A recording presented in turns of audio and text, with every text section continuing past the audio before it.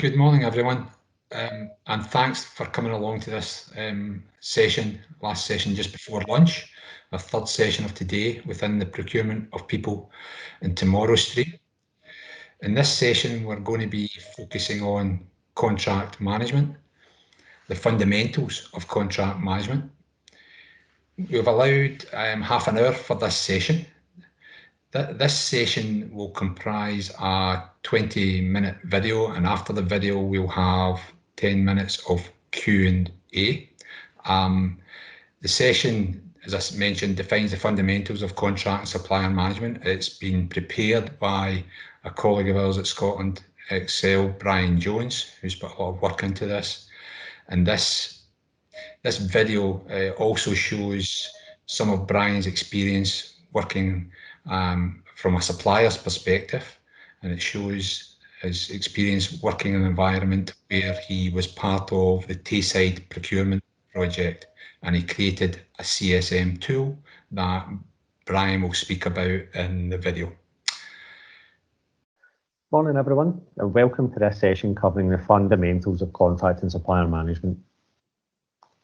So on today's agenda, we'll do a bit of an introduction about me and my background, setting the scene, aims of CSM, benefits of good CSM practice, risks of poor or no CSM process, segmentation, Porter's 5 forces, supplier's perspective, and a CSM tool that was created as a part of the Tayside project. So I'm a procurement coordinator at Scotland Excel, and since starting in October, I've been working on the Tayside project, which was tasked with identifying ways to strengthen the collaborative procurement arrangements between Angus, Dundee, Perth and Ross, and which were to provide a roadmap on how to achieve financial and non-financial benefits. Within the project itself, amongst other things, my main task was to set up a CSM process and benefits tracker. Prior to working at Scotland Excel, I have been the head of business development at Tuco and a national account manager at Brakes, so have worked on both ends of the buyer-supplier relationship. With ever-increasing pressure on public sector bodies to reduce costs and budgets whilst increasing value for the public purse, changes in regulatory requirements, increases in contractual complexity, and external market pressures like COVID and Brexit are making procurement's role more important than ever, and one of the most underutilised part of procurement role is often CSM. This presentation will cover some of the ways that were identified and created during the Tayside project that may help you and your teams to contract manage more efficiently and effectively. The benefits gained from successful contract and supplier management are gained not only from you or your organisation, but also the external stakeholders and suppliers that we need to work in collaboration with to make the contracts work. These aims range from successful contract execution, monitoring compliance and delivery of KPIs and SLAs, providing a formalised method of monitoring supplier performance, and driving continuous improvement. From identifying the area that requires a tendered solution, creating a contract strategy, tendering and awarding the contract, the subsequent contract management is often forgotten about, and it doesn't allow the contract to reach its full potential. The industry leaders claim that a 5% minimum cost saving will be achieved by increased and embedded focus on CSM, and that's taken from the Scottish procurement journey. Similar saving opportunities are repeated within the report commissioned within the Local Government Association. Now, the benefits come from the realisation of both financial and non-financial benefits, suppliers understanding the expectations of them from mobilisation, the ability to track and demonstrate contract performance, which might be for board meetings, annual reports, or for PSIP assessments, and gaining invaluable information from lessons learned for the next generation of the contract. The risk of poor or no CSM practices are extensive and potentially costly. These can have such a detrimental impact on the working relationship that you have with internal and external stakeholders, whilst potentially undoing a lot of the good work that was put into the strategy and tendering stages. Now, these range from cost of incident resolution, ineffective cost control, risk of reputational damage, risk to service continuity, or even a lack of MI.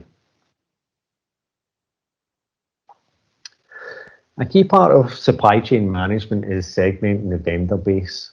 Now, from there, organizations can design a supplier relationship management strategies against this map of suppliers. Now, the Kraljic matrix is one of the most effective ways to deliver accurate supplier segmentation. Although the Kraljic matrix may appear simple to many procurement professionals, it is often inaccurately applied, and this leads to poor buyer-supplier relationships. Individual buyers invariably believe that their suppliers are truly strategic, and this miscategorization creates expensive and resource-intensive relationships that have little genuinely impactful positivity on the contract.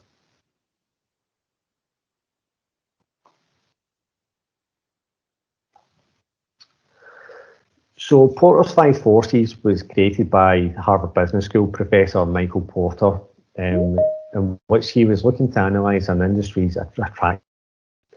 Since its publication in 1979, it has become one of the most popular and highly regarded business strategy tools.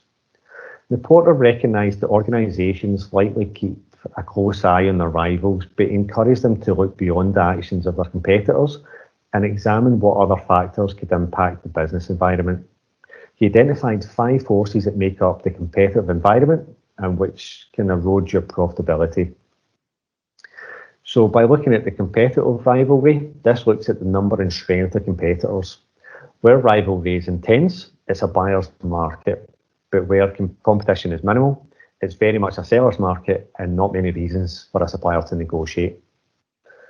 For supplier power, the more you have to choose from, the easier it will be to switch to a cheaper alternative. But the fewer suppliers there are, and the more you need their help, the stronger their position and their ability to charge more. Within buyer power, how easy it is for buyers to drive your prices down, how many buyers are there, how big are their orders, how much would it cost them to switch from their products and services to those of a rival? Are your buyers strong enough to dictate terms to you? Threat of substitution. This refers to the likelihood of your customers finding a different way of doing what you do. And threat of new entry. Your position can be affected by people's ability to enter the market. So think about how easily this can be done. How easy is it to get a foothold in your industry or market? How much would it cost, and how tightly is your sector regulated? So from a supplier's perspective, I can of course only provide insight as to my experience of the differences of being on the receiving end of good and poor CSM practices and the impact that they both have. Suppliers 9 times out of 10 are not experts in public sector procurement, and like many of your internal stakeholders, could massively benefit from some hand-holding at times. This can allow suppliers to make great strides towards improvement and vastly improve tender submissions and general conduct pre and post contract. Good CSM practices help to ensure suppliers are more engaged, better understanding of your operation dynamic, the politics, and with that then you're able to actually work together for innovative ideas or solutions to issues that they wouldn't have known about had you had a poor CSM process or actually keeping them at arm's length. They'll have a greater willingness to help, and a better relationship may allow for you and your team to have a greater understanding of suppliers' business, and as such, where there is leverage and where there is actual wiggle room to manoeuvre. Like that, suppliers might actually have the ability to tap into resources for you and your team that might not have otherwise been available had you actually been seen as an open door. So I talked about how you can categorise your suppliers, but have you ever thought about how your suppliers can categorise you? So the Boston Matrix here provides a bit of insight as to how suppliers may think about you and your organisation. So dogs, for example, are seen as low market share and slow growth. So one in which suppliers will, not spend a huge amount of time on. Cash cows, high market share and slow growth. So again, it'll be one in which they don't spend a huge amount of time on, but are certainly worth nurturing in order to retain what they've got. Question marks have a low market share, but a high growth and profit. And stars are high share, high growth. Therefore, that's what suppliers will definitely focus a lot of time on. Now, while some suppliers may not sit down and do this type of exercise directly, your trading relationships will fall into one of these categories inadvertently. As such, you may want to review how you think, where you might currently sit with your suppliers, where you would want to sit, and how you can move your positions. So just to give a bit of context on the project, Scotland Excel explored collaborative opportunities between Angus, Dundee, Perth and Kinross, Tayside and TPC. And this ranged from new tendering opportunities, mini competitions, or better CSM to drive efficiencies, make savings and cost avoidance. So within the tool, you'll see the pipeline tab. Which is here, which contained all of the opportunities that were identified during the project. The prioritization tool, which reviewed each opportunity and was categorized based on the savings and the complexity of the contract. And then the CSM tab, which is fed from the prioritization tab. Once a tender has been awarded and a PCS number has been generated and added. And that's where we'll begin. So just to start with, this tool, it should be noted that the information contained on this page are completely arbitrary figures, so are purely here for illustrative purposes. So as I said, once the PCS number is generated and put into the prioritization tool, once you put it into here, then this will pull through automatically all of the details within the grey tabs. So this ranges from the contract name, the category team that look after it, the contract owner, start date, end date, the advertised spend, the type of contract it is, if it's a framework or if it's just a general contract, number of suppliers, number of lots, the type of contract it is, and as I say, this all auto-populates. So where we start populating is the blue section, and that's what will produce the score that we are looking for. So within the blue section, once we put in the scores, or once we put in all of the elements, then it will produce this score here, which gives a bit of an idea as to the complexity of the contract based on what we input. So if we start with the rebate, which all I've done is put in 1% of the added or the value, or the advertised value that I put in here. The supplier management, so again, the kind of perceived complexity to manage the suppliers on the framework. The internal management, so is this going to be a lot of mini competitions? If it is a new contract, if it's a contract that significantly differs from the previous generation, or is it effectively the same contract that's been out previously and it's just purely a renewal, in which case it's going to be quite a kind of basic one to do. Data management, so looking at the complexity of the data that comes through and how much time it will actually take to analyse and work through it. The external stakeholder interest, so basically on this section you're looking to gauge the interest that will come from a lot of lobbying, FOI requests, media focus, things of that nature. So if it's going to be something like social care, for example, which is quite a spotlight on at the moment, then that'll be one in which you probably want to put pretty high. Market stability, so something like food, which can be quite unstable at times. So you want to put that in there just so it kind of appreciates that that's going to be something that the category manager has to frequently keep their eye on.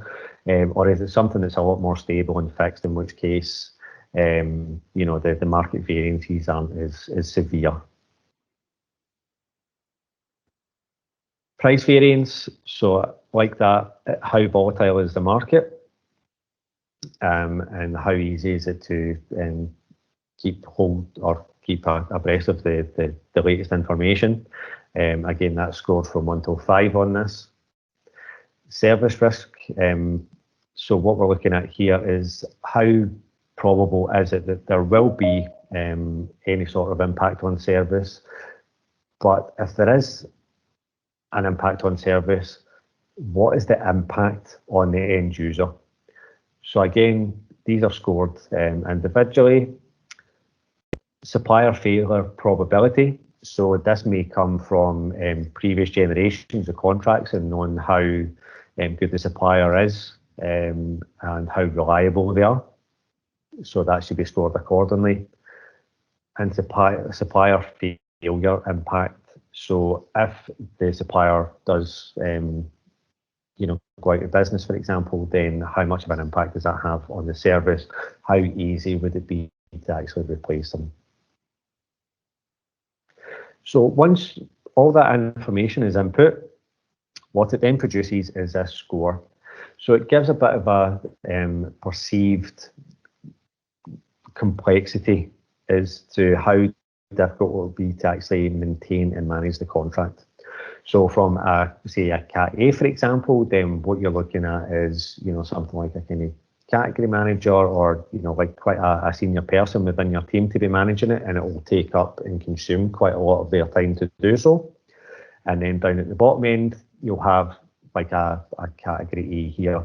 So that would be something like a procurement assistant, etc., or procurement officer, and someone that this sort of contract can be used just to kind of nurture them and their training. So that's how the financial or the CSM side of things look. What the tool also encompassed was to put in the tracking of the financial benefits. So again, put in the same PCS number, so it's very much a consistent. Who is responsible for doing it and who's going to be impacted by it? Who's responsible for managing the realisation during business as usual? And what the projected value is and the projected savings. In this tab, what we've got is, again, same PCS number, how high it is on the priorities, and the national outcomes. So we've got all of the 15 national outcomes, and obviously one contract can generate more than one outcome. So I've just limited it to 3, but obviously if you were using something similar, you can create as much or as little as you want.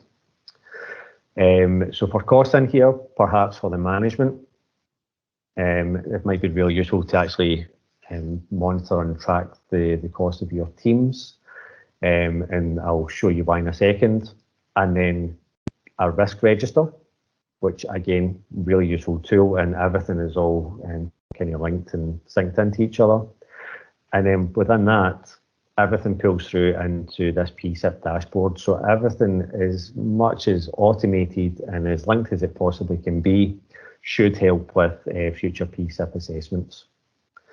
So when all the information is put in and is all pulling through, what it will pull through to is this dashboard.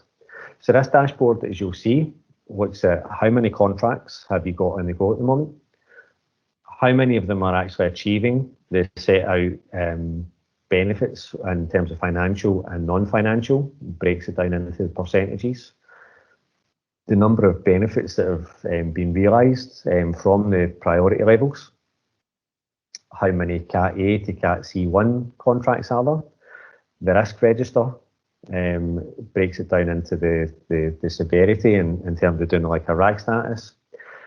But in terms of the costs that I alluded to just a minute ago, what this will actually do is provide the managers with a tool or a figure in which they can associate their costs with the return on investment. So basically, how much are you getting in return for every pound spent? Now, generally procurement staff are one in which are very much needed, and this might be a really good tool to actually put a case forward to say for every £1 that you're spending on procurement staff, for example, then the council is getting this in return. So that's why this went in there, and it was just a really good method to kind of track all of the benefits that are being realised from the contracts and the project as a whole. So that's the end of the demo. Hopefully you found that useful. Any questions?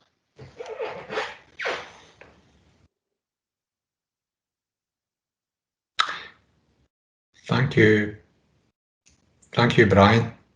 That was really a really comprehensive look at the fundamentals of CSM.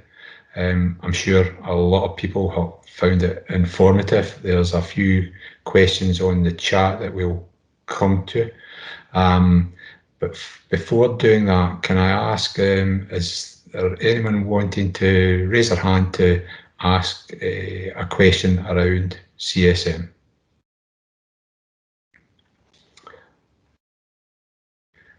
Okay, so I don't see Laura. I'm not going to raise my own hand. I'm just wondering, am I missing any hands anywhere? No, there's no hands. I'm getting off. Thank you. So, Brian, there's a few bits there. I guess you mentioned at the end of your presentation there, tying into the PSIP dashboard. I think many of our colleagues would find that really helpful. I think what you've shown is that obviously the analysis and planning and the use of tools to categorise and segment your portfolio so that you are carrying out effective contract management where you should carry out effective contract management is absolutely key. I think many attendees will have realised that that's a situation that perhaps there's room for improvement across the board, and it's across the board in the whole of the public sector and in fact many areas of the private sector. I think there's a bit of a question here on the chat, Brian, firstly around the actual tool that you developed for Tayside. How can people get access to that tool in the first instance? I mean, it actually just got handed over to Tayside last week. So it is sitting with Scotland Excel at the moment. It will just be a case of clearing some of the data, and then I don't know if it can come through via the PAMS, Billy, or another avenue, but I don't think those kind of details have been ironed out yet. But I'm sure in some capacity it'll be available soon. So it might just be via PAMS account managers, etc., something like that. That would make sense, Brian. Thank you for that. Couple of other questions here, a bit linked to questions, I guess, Brian, on the chat. So, as you know, many organisations have a devolved operating model where, CSM, some organisations have a particular, a standalone unit for CSM. Obviously, devolved operating models don't have that. How do you think how does it work in a devolved model? Just the same, or how do you see it working in a devolved model rather than by a centralised procurement team? I mean, really the ambition for the project was obviously for all of the Tayside councils to actually collaborate and to try and kind of centralise all the procurement services. But the way that things have panned out is that they'll still almost operate on an individual basis as much as they will collaborate as well. So it was still having that kind of central point of information and still having, I guess, kind of unity and the same working practices as well, more than anything, rather than everybody doing different things or different methods or, pulling together information differently, then it takes more time to actually try and pull that all together. Then basically all of the council, Tayside and TPC, now have one operating model, to kind of have the same visibility from a collaborative point of view, much in the same way as when they're doing their own contracts individually also. Thank you. I hope that answers your question, Roderick. I think it does. following on from that, Brian, as I mentioned, it's related. So, as we all know, in the procurement family, we have got an ever-growing demand for procurement officers in the areas that they work in. CSM in one of those areas.